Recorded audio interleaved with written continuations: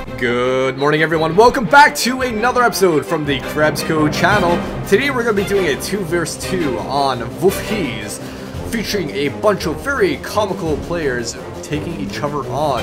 So this is going to be a very special episode because it is the 100th episode from the Company of Heroes series on this channel. Woohoo! We reached it at last! A milestone has been reached, one of hopefully many milestones. So, as I was saying, today's going to be quite a comical match for you guys to enjoy. It's on Wolfheze, as I keep on stressing. I know a few of you guys like to say that I pronounce it as Feces, but not quite. I'm not trying to say Feces. It's a Wolfheze, or in the proper Dutch pronunciation, it's Wolfheze. So today we're going to be looking at a game on Wolfheze. And now, who we're going to be looking at today? Well, we've got a mix-up today. I believe a complete vanilla and also complete opposing fronts matchup, actually. So we've got one Brit going by the name of L'Estandarte, the very comical L'Estandarte. Everyone loves this guy's replays because they're actually very funny. Maybe you guys are asking me, how the hell is Company of Heroes funny? Well, trust me, by his style of play and just how things turn out, it is actually quite comical. His partner in crime today is going to be ChargerReloaded as the American, so there you go, opposing fronts and vanilla. Their enemies are going to be the Wehrmacht and PE, again, opposing fronts and vanilla. Down south, which is going to be MissPleaseDontDoThis as the Wehrmacht, okay, MissPleaseDontDoThis, okay, and lovePEpanzerelite, so they must definitely love their Panzerelite as the PE, surprisingly. So, today is going to be on Wolfheze. Now, let's get this game started. We're at the 5-second mark. We're going to be starting in 3 seconds. So, in 3, 2, 1, and let's begin.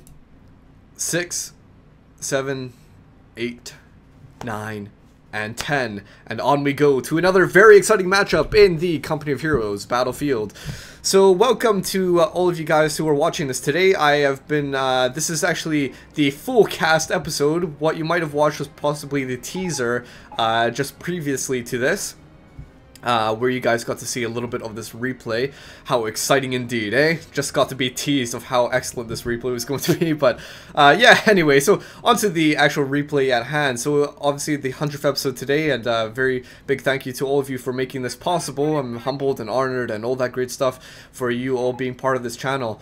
Obviously trying to deliver the highest quality replays I possibly can for all of you. So what we've got today is these people taking each other on. So right from the get-go we have is a Schimwagen from the PE. Very unusual choice for a Schimwagen. Obviously it has different criteria than the Kettenkrad. Obviously it uses different abilities depending on the doctrine that you choose. I mean, for like example, spotting, mark spotting, oh god, I completely forgot already. Mark spotting, incendiary traps, and yada yada yada. You get just a bunch of different stuff, but most people actually like going for the Kettenkrad just because they love that ability for the camouflage when you go for Luftwaffe. Some people actually like going for Schimwagen, going for Scorched Earth, and going for that incendiary trap. Some people love doing that. I mean, it is actually an underused ability and works quite fantastically. However, it does cost a bit of munitions to use, something like 15 or something in munitions. But it does work quite well. So anyway, this Kettenkrad is trying to cap for whatever reason. It's not really capping, it's just trying to do something. Maybe it's trying to get those engineers out of there. Probably not. I think it's probably a failure, epic fail of trying to move around. So right from the get-go, what we have for L'Estandarte is that he picked up his headquarters command truck and started moving it down south. He captured this territory in the center, which is a fuel point. So on over to the tactical map, since we're talking about tactical strategic points. There we go. This is Wolfheze. As you guys can see, there are plenty of points to capture, mostly low points. The few high points that are on this map is a bunch of munitions ones. So you can see that there's some munitions in the south and the north beside the bases, and we've also got one that is the sort of middle point, the no man's land munition point, right in the center over there on the right hand side. So that is what people are going to be contesting for, but for whatever reason most of the fighting actually funnels towards the center side over here, where you got all these sort of training setups put up. You've got the planks, you've got the tires and stuff like that. So how convenient would that be to be fighting amongst a bunch of training? Hey, we aren't training, this is for real! How the hell is this supposed to be working? But fair enough, I suppose they can train and fight at the same time. I'd love to see these guys actually go over the tires. It'd be hilarious if they'd be putting each foot into each tire as they walked above them. Wait, he's going over it. Oh no, they don't put their feet in the tires. Oh well. That was just me hoping for some, a little bit more realism, but fair enough. I guess we can't demand all the realism we expect in Company of Heroes. So anyway, let's go on to the actual build orders that we've got. So we've got a bunch of riflemen. So the American has jumped on up to the barracks. Obviously not really jumping on up to there. He just went straight for that since that's one of the two choices he can build. Anyway, barracks. And so he's got the rifleman coming out. We've also got the LestandartE putting down a mortar just over here, and he's also got a lieutenant out, so he's got some veterancy going about, as well as bonuses, and that mortar is in quite a strategically placed area, so what that is going to be doing by having it there is actually firing away. Look at this long distance. You can see how far this cone is going to be stretching, so it's literally going to be stretching into the safe areas where usually the PE and the Wehrmacht would think they would be safe, so like behind these areas where the tracks are, for example. But it looks like that's not really going to happen because the mortar is over there. So for the PE, what we actually have is a logistics company out because we have a scout car. So over to the PE's base, we've got that logistics company and jumping on up to the Panzerjäger Command. Interesting choice to be doing that because by going for the Panzerjäger Command, what you'll be doing is going for armored cars most likely. At least I think so anyway. And that logistics company is a very, very unusual choice because most people when they go for PE, it's that they go for the Kampfgruppe company, then up to that Panzerjäger Command. Very unusual choice actually. So I suppose the benefits, so let's talk about pros and cons. Benefits of going logistics company is that you can get 4-man squads, you can get scout cars which can be upgraded to this sort of observational post things. So as you guys can see, it's sort of set down, you can see all those crates, you can see the the things preventing it from moving. What are they called? You know, when people, for example, park in illegal areas and they get clampered? Sort of like that. He's been parked in an illegal area and so he's been clampered in the middle of the field. So fair enough, they're getting some extra resources as we see over here. He's actually gaining a +3 bonus on that fuel. I'm not exactly sure if that's worth it, but maybe it is worth it, sort of, because if you can sort of consider it, look at all the fuel points, they're all lows, so maybe the fuel is essential in Wolfheze especially, so you can actually get a higher fuel income rate. It's going to be particularly important considering that there's a Brit out on the field who automatically, no matter where his big buses are placed, he gets a little bit of a bonus in terms of resource income, so they're already getting an automatic bonus in terms of their fuel, for example. By having their HQ over here, for example, right? So, what other bonuses do you get out of the logistics company? You can build different things: vampire half-tracks, munitions wagons, whatever. And those can do different things. Obviously, we don't really see the munitions half-track be made so much. I mean, munitions half-track is usually just to replenish your abilities on the field, maybe place mines, but that's kind of about it. We don't really see it used that often. For the vampire half-track, for example, that has definitely been improved a lot since 2.602, especially since it can camouflage now. But then again, on a small map like Wolfheze, how many places are you going to be able to hide in? Probably not that much. So there's probably a bit of reluctance to be actually going for a vampire half-track on this map. Looks like these guys being chased away. We've got bars coming out for the Americans, for the Wehrmacht. Yeah, bars on the Volksgrenadiers. Ha ha ha. Nah, on the riflemen, right? So that half-track, little half-track over here, that means that the Wehrmacht has jumped on up from T1, T2 and stopped at the Krieg barracks. Maybe he's going to go for a heavily infantry-oriented strategy. Well, it looks like it, because he's actually got Grenadiers, and they're also grabbing their Panzerschrecks to act as some sort of AT. Not really, I'm not sure if they have to really worry about tanks at the moment. You know, the thing about the Brits, for example, is that they particularly can go a bit fast towards Stuarts. And maybe you have to be a bit careful in that respect, but then again, you know, maybe not right now. Seems a bit even. There's a lot of infantry on the field, so, and also the Americans have went for bar, so I don't really imagine there being a Greyhound or Stuart just anytime soon right now. So I suppose that Panzerschreck is a little bit early, but fair enough. Panzerschrecks will always help in the long run, right? Okay, so we've got this mortar just coming out over here. Oh gosh, and it's going to be firing away at this place, and you can see the mortar round flying right in front of the screen there. It's almost like it was about to hit you in the face, but apparently not. So we've got the mortar just taking out the HQ command truck, LestandartE, trying to get out of there, but LestandartE, not too quick. He wasn't quick enough on the button. Maybe thinking that the half-track or the mortar could have been destroyed before that HQ command truck was destroyed itself, but unfortunately not. So this means he's gonna spend an extra 400 manpower to get that HQ back up. Quite a big loss. I mean, loss for the mortar going down, but then again, big loss for the Brits as well to be losing a headquarters like that, because 400 manpower, that is a big investment, right? Especially with the Brits, where their units cost so much manpower anyway. You need all the manpower that you can probably use. So we've got this MG emplacement right over here. That mortar went out, taken out. How unfortunate, eh? But this MG is firing away at the building. It's a duel between the buildings. Who will win? Probably the emplacement. Oh, I don't know. The emplacement's taking quite a bit of damage. No idea what's going to happen over there. So the Brits getting back out onto the field. The PE are grabbing the right-hand side of their Schimwagen, also Scout Car. Scout Car is really nice because they can cap as well. Not only can they shoot from the top, but they can also cap. How nice is that? But really, it's not that important on a map like Wolfheze, where one Schimwagen will be enough because the map is really so small. Wolfheze 2v2 map really is quite small. Maybe on a 1v1 I could understand. If 1v1 on Wolfheze existed, I could maybe understand that, but otherwise it is really a small map and not that much to capture, right? So, heroic charge from L'Estandarte. Move up, L'Estandarte! And take on this MG that's right over here. It looks like he's just about to be doing that. And the MG heavily down on its health, so between the gun battles, between the buildings, it looks like this emplacement was going to win. And, oh god, rifle grenade right through the building, and somehow dinged off of the corridors and out the window and into the guy, the MG emplacement, MG man, and killing him. I don't know, I don't think rifle grenades should go through buildings. Do you guys think that? I don't think so. It's quite silly that you'd think that it might have been dinged off corridors and somehow some 1 in a billion chance to kill the guys. But fair enough. Half-track going down here. Looked like they were trying to get away with the grenadiers inside, but instead they managed to get out of there, escaping in a nick of time. Oh man, how very, very horrific. I remember seeing this one picture, or this one video actually, of World War II.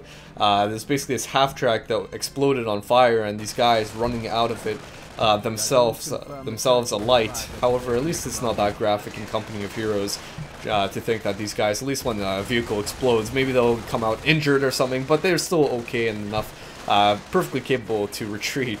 Scout Car taking quite a bit of damage here, needs to be a bit careful. Now, in terms of Doctrine Choices, we've got L'Estandarte going actually for the Royal Engineers because he's got a Churchill out. So he's actually gone along the right-hand side of the Royal Engineers, and he's going along the Churchill side. If he keeps on going down that way, what he'll get next is the AVRE, followed by the Crocodile, Churchill Crocodile. And then if he went along the left-hand side, he could go for different things, such as improved emplacements, he could go for hull down, and also improved command trucks. A very underused doctrinal tree. I've actually been seeing a little bit more usage in recent days with the Royal Engineers. It really is a superb tree. One thing you do have to recognize is that the Churchills cost a damn lot. Look, that 600 manpower is a lot. You'll have always a huge amount of surplus of fuel. But the Churchills are actually really good. So, for example, a Churchill could use tank shock, which can suppress guys and it could crush guys really easily. Its gun isn't horrible. I mean, it can take on light vehicles quite well. It can sometimes penetrate more heavily armored vehicles, depending where they shoot them.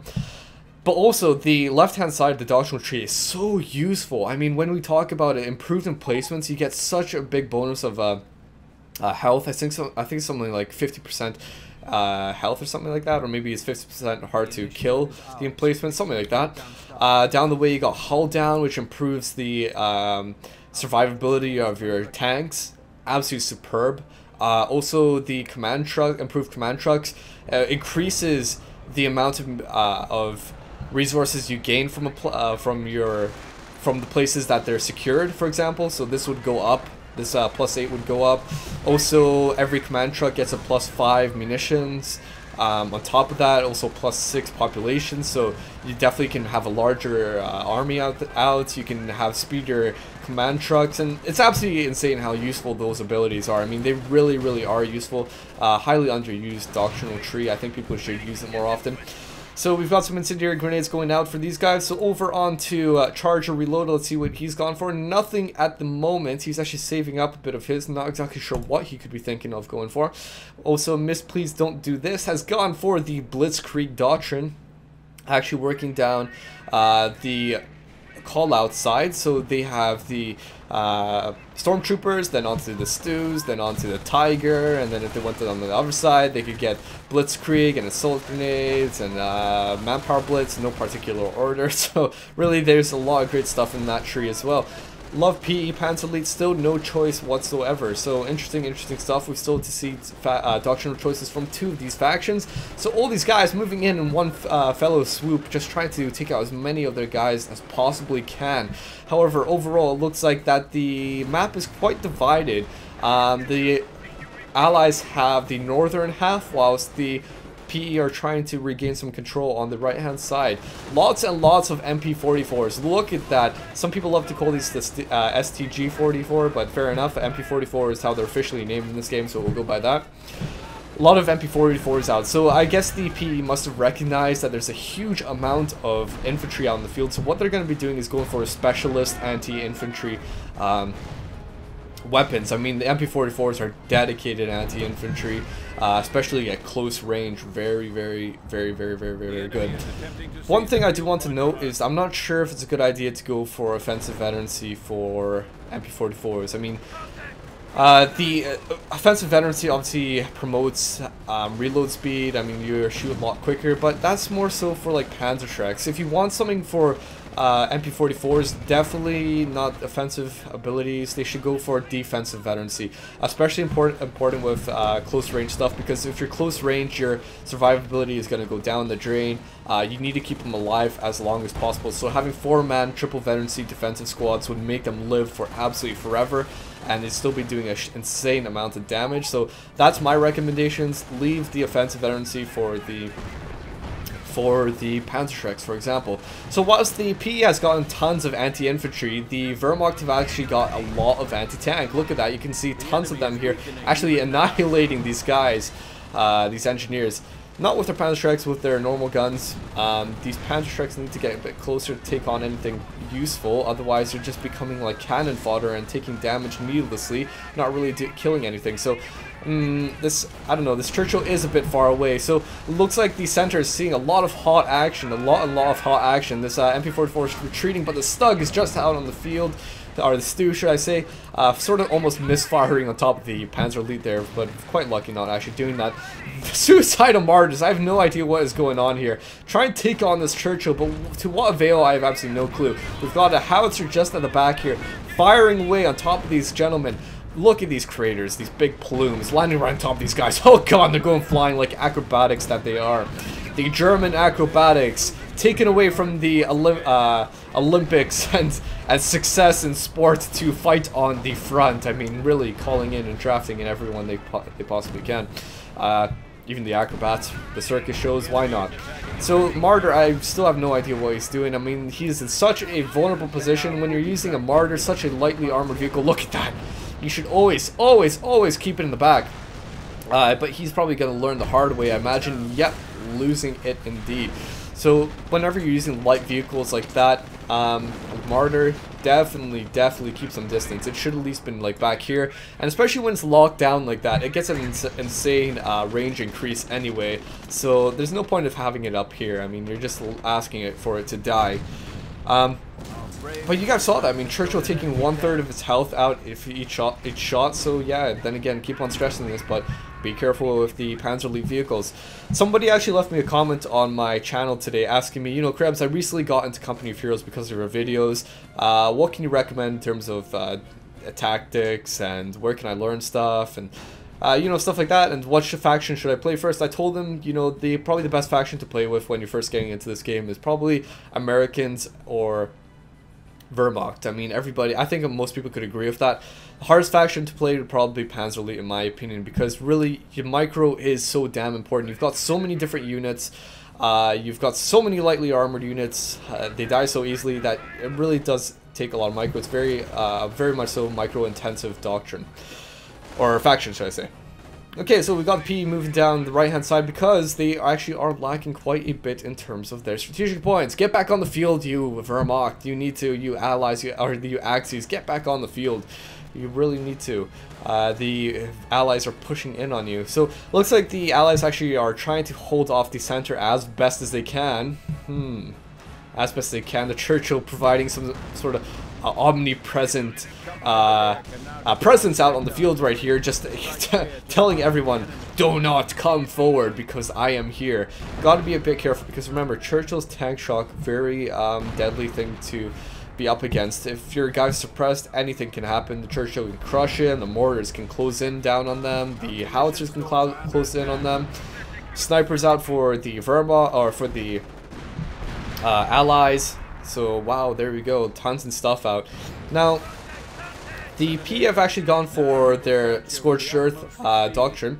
They've actually gone down, I believe, along the left-hand side because they've got sector artillery. So if they went down along the right-hand side, they could start thinking about maybe get some sort of howitzers and stuff like that. So quite a useful doctrine because you get booby traps and stuff like that. But then again, I'm not sure about Wolfheze because it's so, you don't have that many strategic points, and so I'm not really sure about it, to be honest, if that's the best decisions. I could imagine if you were to go down the Scorched Earth doctrine, you would go for homos. I think that would make most sense, in my opinion, to go for homos and maybe try and counter everything that's blobbed up in the center. That would make most sense to me, but then again, maybe they have a different idea in mind. Not exactly sure there. So let's see, maybe over to ChargerReloaded if he's selected doctrine, and yes, he has. He has gone for the infantry doctrine.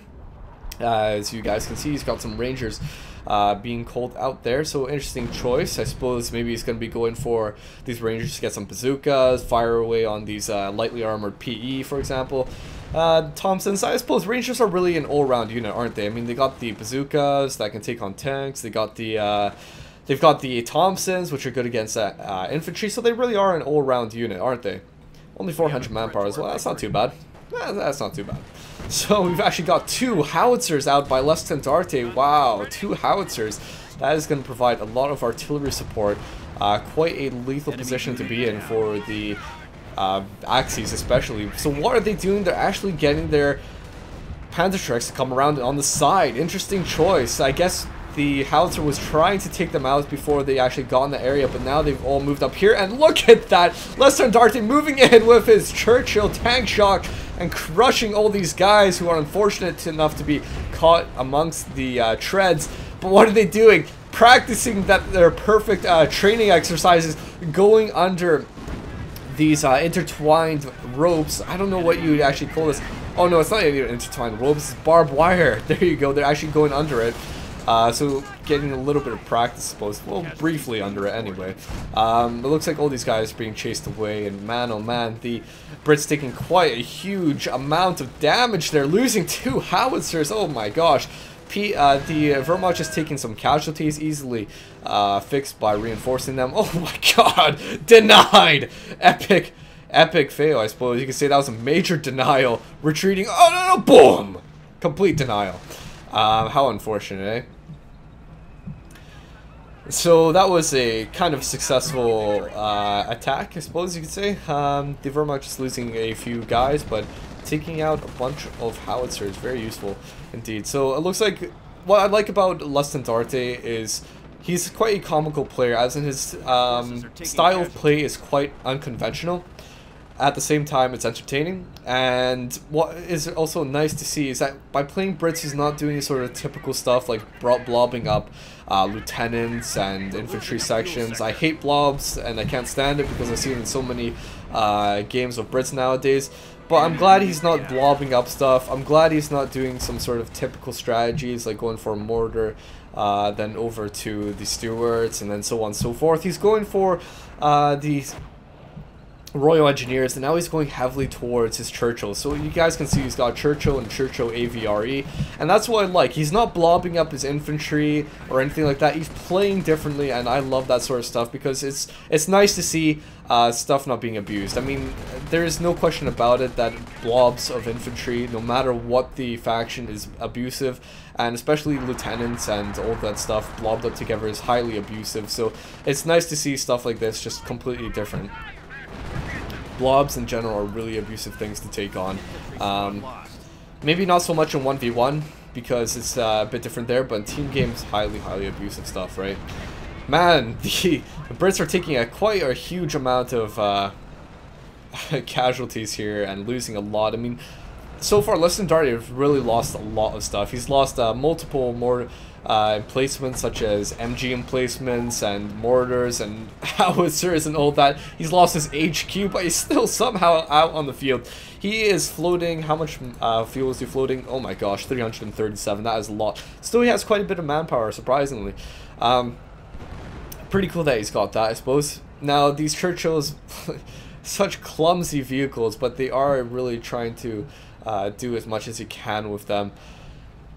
They're limited to some front, these Churchills. I mean, as soon as heavier tanks like Panthers, maybe Panzer IVs, and maybe Tigers or King Tigers would come out, then yeah, easily take on these Churchills like nothing.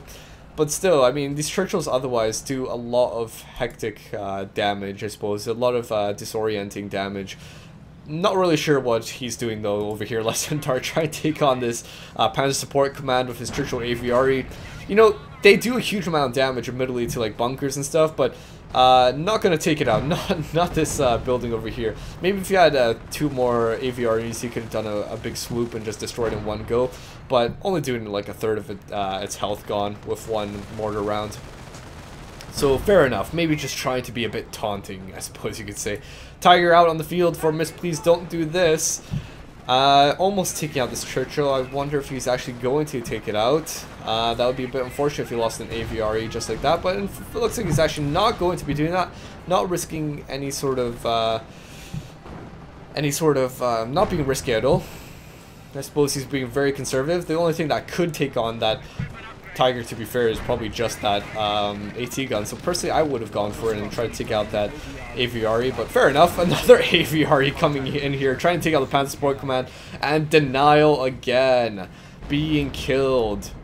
Churchill AVRE for a third of health of a building. I think I'd rather keep my AVRE alive, to be honest with you. So we've actually got the Panther Battle Group out. Maybe he was, I'm not exactly sure what he was trying to do with the AVREs there. Maybe he was trying to deny any sort of upgrades coming out from Panzer Support Command so that the PE wouldn't get PBG or Panther Battle Group. But, you know, that's kind of too late because there's Panther Battle Group out on the field already. So, maybe a little bit too late, Legendary. Maybe next time if you just try that again. But Panther Battle Group out now. No matter what happens to the buildings, you can call out Panther Battle Group again. So, there we go. 1,000 manpower calling out 2 beasts out onto the field. So they are heading up north. Surprisingly, not actually taking on anyone in the middle. They are heading up north, trying to do as much damage as they possibly can by taking on these emplacements. I suppose by doing that, what they can do is actually start thinking about moving up north with their infantry and stuff and just capping away at everything. One neat thing to note is when there's Brits out on the field, for example, if there's a Brit in a match, they don't actually have a typical sort of base. I mean, look over here, for example, at the Allies. They don't have any strategic points, but over in the Brit base where they normally are, they have a manpower point. So quite interesting that it's like that. It just only applies to the Brits. And so these Panthers are just moving up north. We've also got triple veterancy out for the Grenadiers, not making a difference whatsoever against all of these snipers. Oh my god, what the hell was that? I wasn't even paying attention. I was looking at snipers, but whoa, whoa! I guess that must be in the AVRE. Holy Jesus, killing 2 guys or 2 squads like that. Whoa! And the sappers are so keen on this. They're just going straight on in there to grab him. My god, I think some of those some of those Grenadiers were upgraded with double Panzerschrecks because we see multiple Panzerschrecks being dropped there. Oh my god. Sapper is really keen on just grabbing those Panzerschrecks. So are the Riflemen going right on in for it. Can you imagine a Vet 3 Rifleman squad with Panzerschreck doing plus 50% extra damage? Oh jeez. That would be a lot of damage. Wow.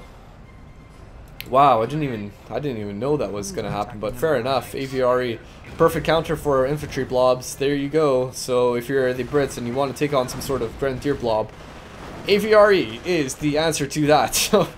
So there you guys go, right? Incendiary Grenades going down in this building, doing a little bit of damage, but not a huge amount. I actually think I noticed this before when I throw Incendiary Grenades on buildings. For whatever reason, they don't do a lot of damage. More so on trenches or anything that's flat, but for whatever reason, that's not really doing much damage on buildings. Kind of frustrating, isn't it? Man, oh man, look at these snipers. Come on, snipers, take out the PE on retreat. No, maybe not. I mean, it would have been a good idea, but I guess not. Maybe I'm asking too much. Am I asking too much, guys? Am I asking too much for snipers to take out some retreating squads on retreat?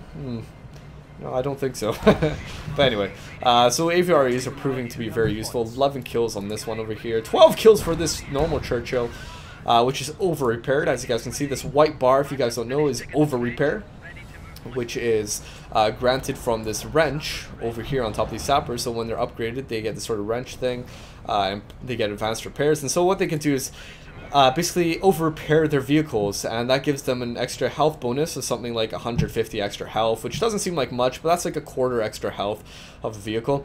Now, one thing to note with this extra health is, maybe you guys wouldn't notice, is that it's a threshold, okay? It actually decreases over time. So say you could get it up to 150, but over the course of some time, I don't know how long it is, but I believe it's actually a short amount of time, it actually decreases to something like, I don't know, 37, for example, health, and then it will stay there, okay?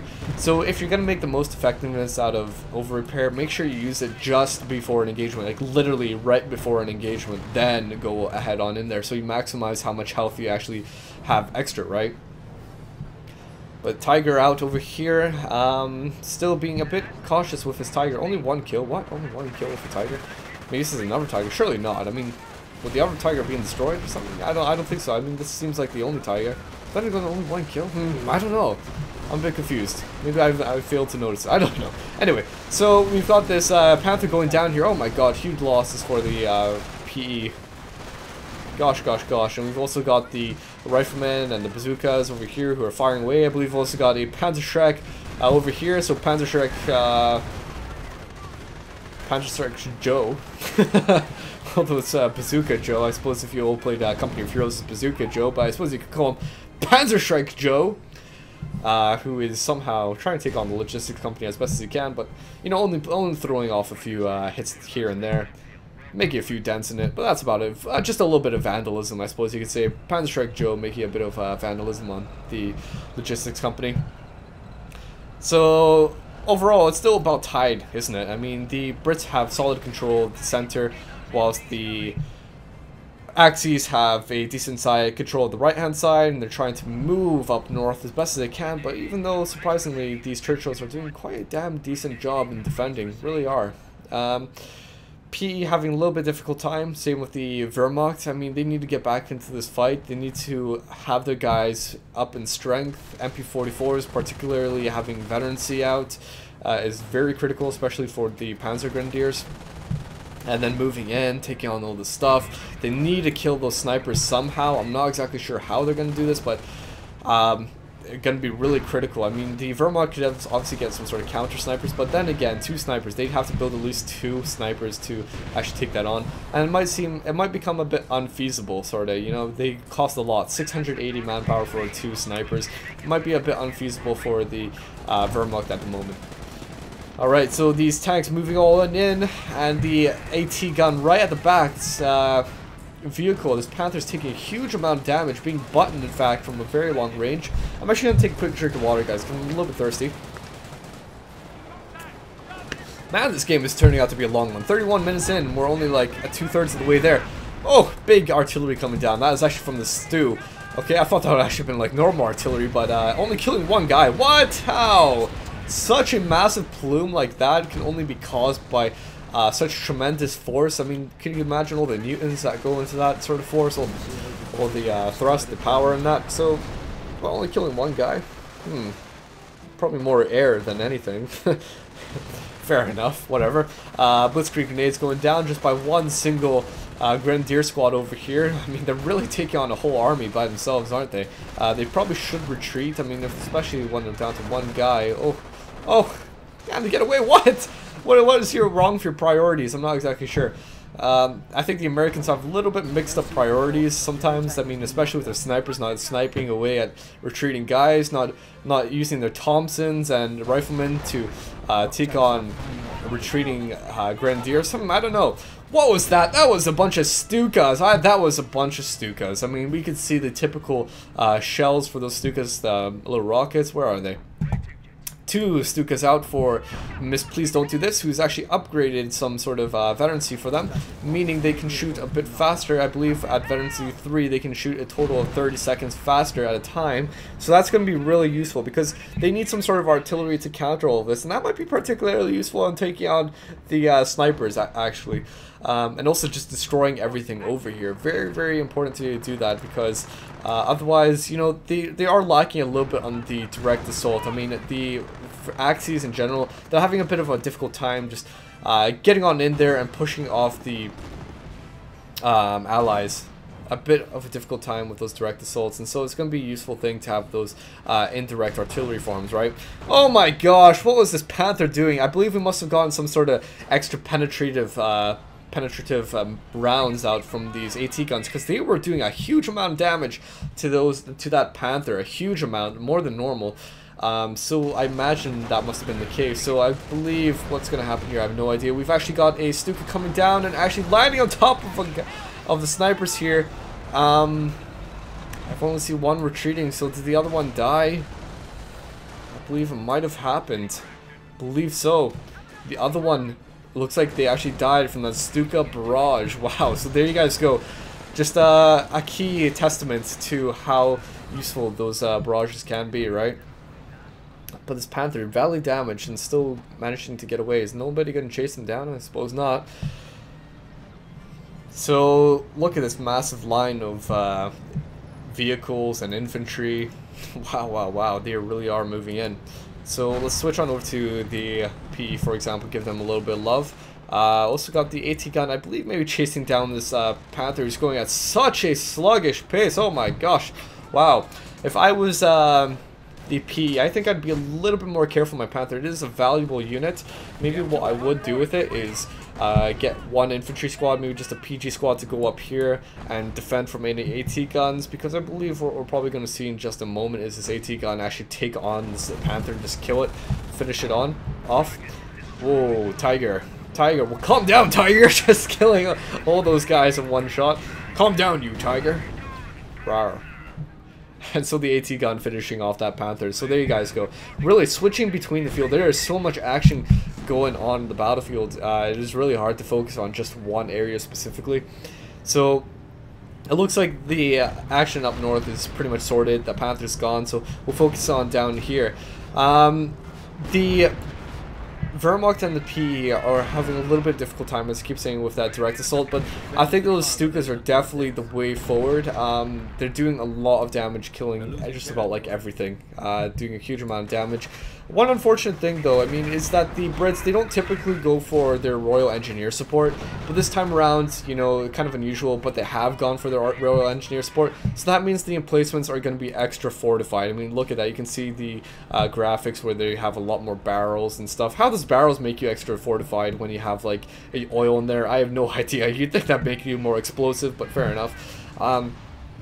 So that just means the Stukas aren't going to do as much damage against all that stuff. So, you know, it's kind of unfortunate. Otherwise, it would probably work quite well. Oh, here comes the Stukas, landing right on top of everything. Oh my god, the massacre.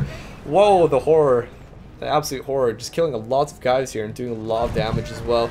So we've got a Wehrmacht sniper out in the field who needs to be a bit careful. There we go, just falling back a little bit. Kill this, please. Please, but be careful of the Churchills, and it looks like it's probably going to go down in just a moment here. I don't want the sniper to die though, because I have a feeling things are going to start focused firing on it. Sniper, be careful, be careful. Okay, there we go. So Tiger is somewhat down on health, but these Fireflies coming in, oh gosh, what a horrid position to be in if you're a Tiger, when you've got Fireflies, your anti-tank dedicated tanks trying to take you out. So really unfortunate position for that Tiger. I believe they might actually lose that if they don't get some sort of reinforcements right now, which doesn't really look like it. But what is Less Than Dart doing? He's fortifying himself, hauling down, and now he's on the chase. Alright, fair enough. Second artillery down on this area over here.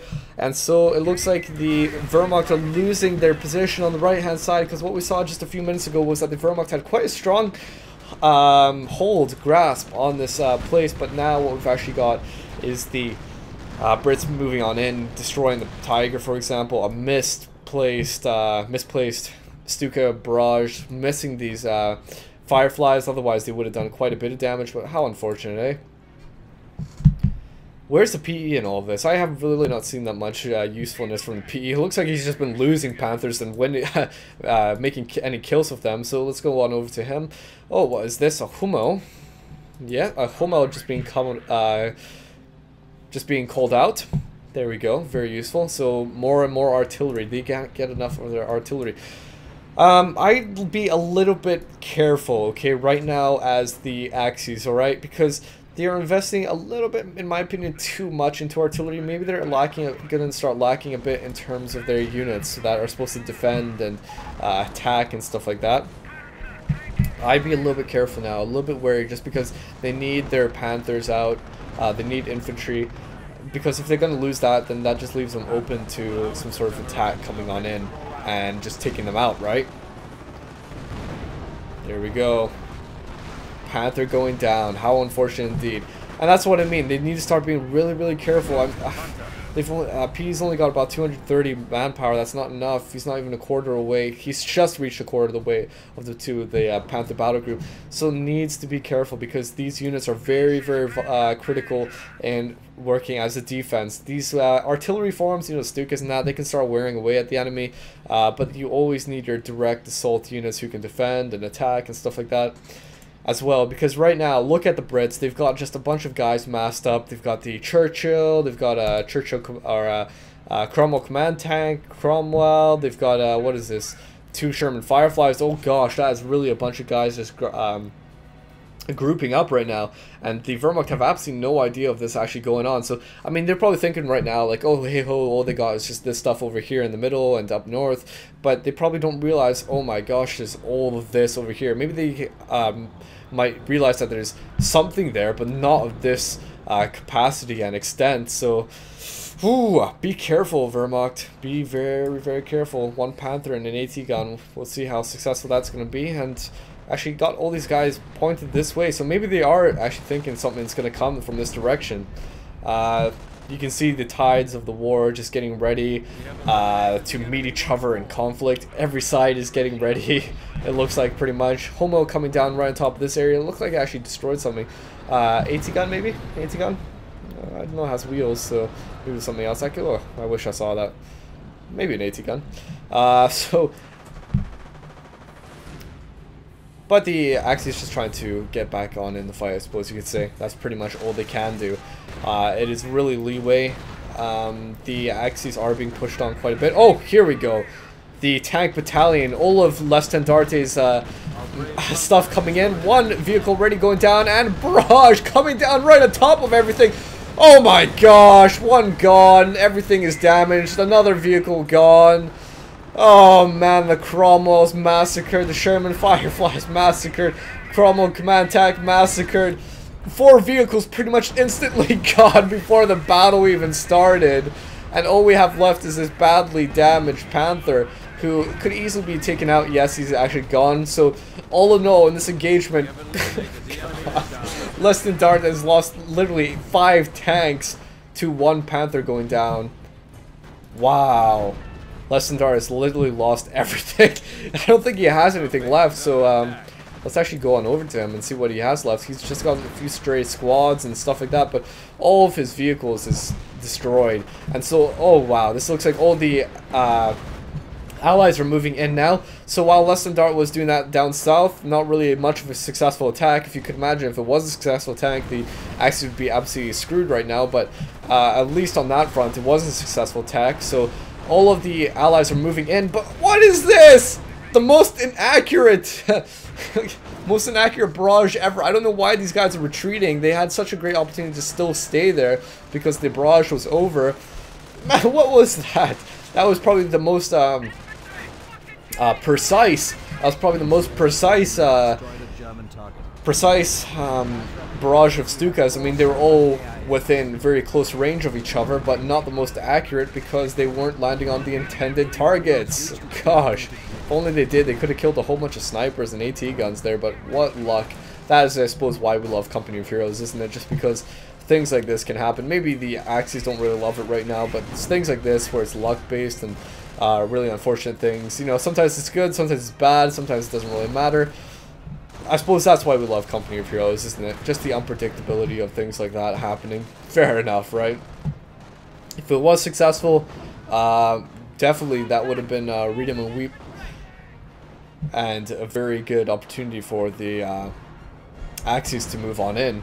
Definitely a great chance to move on if they could have taken out a lot of those guys. But, oh well, I suppose gotta live with the whatever life throws at you, right? So basically, life is throwing lemons at the Axis. How are they going to turn this into lemonade? I have no idea. The time is ticking down. Maybe we could start predicting what's happening now. Man, but overall, I don't know. The Allies don't have that much. I mean, they really don't have that much. They've got quite a few snipers. The Stukas could land somehow a good barrage and kill all this stuff. That would be a perfect opportunity for everything to move in. 4 Stukas. Wow, look at that. And all of the... Well, here we go, landing on top of everything here. Oh wow, not even killing anything on retreat though. That's quite unfortunate. I suppose on retreat they survive a lot better, but still you'd think that a barrage like that would still kill guys from retreat quite well. I mean, Calliope's easily massacre everything on retreat, so you'd think Stukas would do the same. That's a little bit unbalanced, I think, but fair enough. Also, that Homo doing something, but 2 Homos out and Stukas. I don't know, guys. Don't you think they should have a bit more in terms of offensive units and stuff to defend? Because say if another big attack of like 5 tanks came in, they'd have nothing to defend themselves right now. You know, the Stukas do a lot of damage, but still, those aren't proper counters, are they?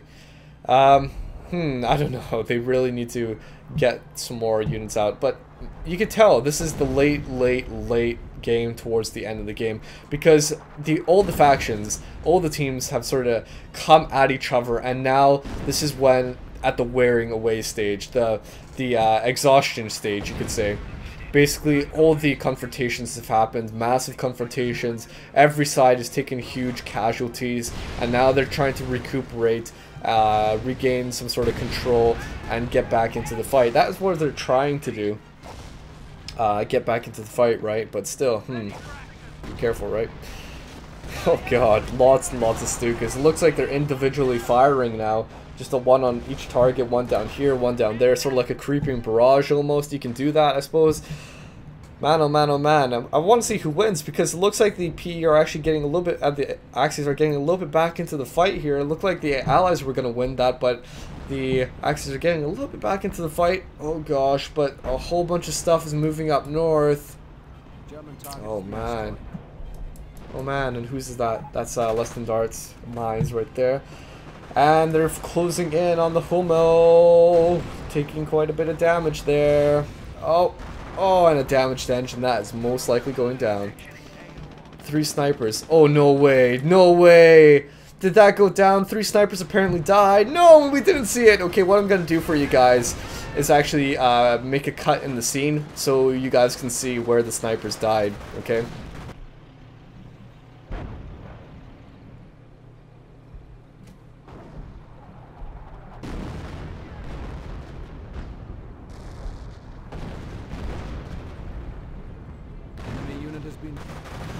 So there you guys go, right?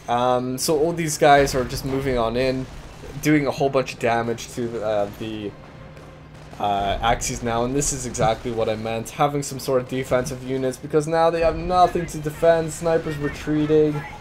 It looks like it's really going downhill for the Axis now. Nothing to defend all this stuff. Ah, huge damage, huge damage, huge damage. The buildings are going down. Oh my god, what the hell was that? My god, what was that? Was that like a sector artillery or something? Maybe if we go over to MissPleaseDontDoThis guy. Panzerelite. Man, what was that? That was a huge explosion there. Couldn't have been a Homo, could it? I have no idea, guys. I wasn't even paying attention to that. But there you guys go, right? A huge amount of casualties. Spam snipers plus spam pack and RT. I don't know, man. It's just like they were playing quite normally at the beginning, but you know, I think they sort of started losing it towards the late game. Just building lots of artillery because I don't know, maybe they're just thinking to themselves, hey ho, there's not much else we can do. We'll just try to win this from artillery. That's all they are doing. Snipers out in the field, gonna act a bit like some sort of defense. Quick drink of water, guys. Acting as some sort of defense, but now where's the anti-tank? Maybe just acting as sort of as the anti-tank. I suppose the packs are acting as the anti-tank. So I believe what the Axes are doing now is that they've got the snipers to act as anti-infantry, they've got the packs to act as anti-tank, and that's it. They're trying to win this by artillery, I suppose, I guess, maybe. They totally modified their strategy to try and win this by artillery, but I don't know how well that's going to work. I mean, how effective is artillery going to be? But it looks like it's wearing away at them slowly. I want to see who's going to win this though, because I mean the Axis still have a lot of stuff out, and so do the Allies. So I'm really keen and interested. We've got 104 points left for the Axis and 306 for the Allies. So obviously the Allies are still winning this quite a bit. And here we go. We've got a big swoop of guys coming in, and they're going straight for the Stukas. The Stukas are missing completely. Oh, but landing, a few of them landing right on top of the Firefly. But oh my gosh, it looks like they've caught up to. The Stukas. This Cromwell just about to go down. Pax taking out one of those Cromwells, but this Firefly is still pretty much by itself and maybe can chase them down. I'm not exactly sure what's going to happen here. It looks like an AT gun just moving on up. And there we go, taking out a Hummel, taking out a Stuka, and everything is falling back. And the Americans in hot pursuit, so really this looks like it's going to be the end for the Axis. It looks like the Allies found a hole in their protection, and that's it. The artillery going down, nothing left to take on the tanks, and that is it, pretty much the end game. And so well done. Yeah, I guess we can start saying well done to the Allies for winning that, I suppose, but it looks like the Axis are still trying to do something, I don't know, some cat and mouse as best as they possibly can. Where are they going to get some sort of anti-tank? I have no idea whatsoever. Maybe if they get Tiger out. Oh, but they've got one anti-tank. One anti-tank, and the Axis still aren't giving up. How surprising. Still aren't giving up. Oh, but a M10 is out, and so is a Greyhound. I guess that must have been possibly from a off-map combat group, but man oh man, this is really just the end of the game here. I don't see how this could drag on for much longer. Actually still staying in the fight as long as they possibly can. Wow, very, very surprising. Stuka is still trying to run away. It is just a game of cat and mouse now. I think the Axis are just trying to be a bit annoying. I mean, the inevitable is upon them. How else are the Axis going to win this? It's just not possible. It really is not possible. But I think just for sportsmanship, maybe they're trying to stay in as long as they can. Two Stukas going down, just one final one left out on the field. And that is just about it. Oh man. And that's it. They're dropping. They're dropping. That is the end game at last. 51 minutes long. Wow, I didn't think it was going to be that long. But apparently it was, so there you guys go. Playback over. Finally! Jeez, it was really dragging on towards the end there. I mean, the Axis obviously knew it was coming for them. But well done to the Allies for winning that match. I mean, that was quite a comical one. Lots of Churchills, and that failed attack by LessThanToThis, sending in 5 tanks and instantly destroyed pretty much. Pretty funny. We didn't even know who was going to win that towards the last 5 minutes of the game there. So well done to the Allies for winning that really tense matchup. But the Axis definitely had a good show in the beginning and mid game, but then started changing their strategy quite heavily. I think their mistake was they were investing too much into artillery. They needed more units out in the field, and definitely upping the survivability. Wouldn't agree whatsoever on offensive abilities or veterancies on the Panzer Grenadiers, and that's all I can pretty much comment on. Brit's still done a well done, good job, even though they lost so much. Well done, I suppose, right? Anyway, guys, hope you enjoyed this episode, the 100th episode from the company of Heroes series on this channel. Very, very special time indeed. Now, what does this mean? Well, hopefully many more episodes to come. The channel's been growing very rapidly in the last few days, and just a lot more than I anticipated, and I'm really looking forward to the future with you guys as the audience. So anyway, hope you enjoyed this cast, but until next time guys, see you all later. Bye bye.